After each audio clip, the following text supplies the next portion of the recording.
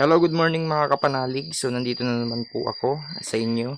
Salamat sa mga viewers natin na nagtsatsaga at nanonood sa video natin. So, syempre, Sunday ngayon, day off natin. So, ang gagawin natin, syempre, maglaba.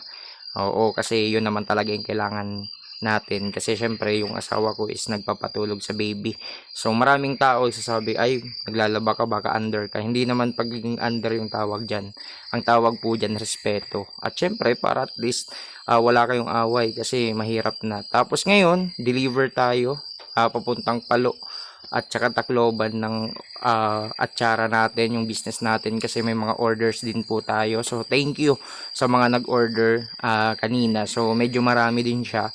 So sold out din po tayo kanina. So punta tayo ng GNF, namili din tayo ng pang natin pang business uli. Tapos pagka-uwi ko, syempre, bida-bida tayo, Jollibee, yung ginawa natin, presenta tayo magluto. So, ang pagluluto na to is lang, patsamba lang.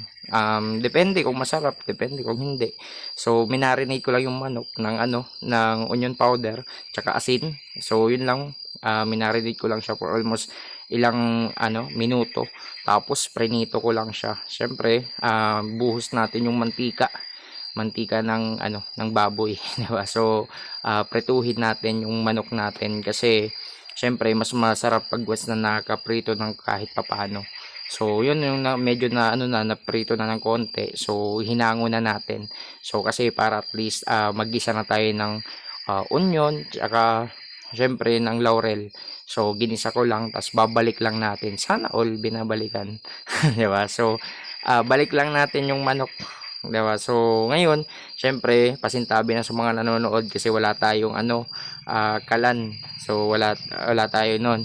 So, ang natin is mano-mano lang. So, bagyan natin ng Mang Tomas din, tsaka toyo, tapos suka.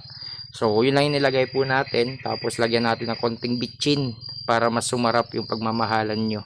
Charot. So, tsaka asukal. So, at the same time, ito na, luto na.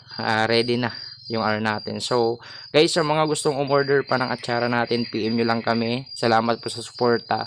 So, like and share na lang po yung video.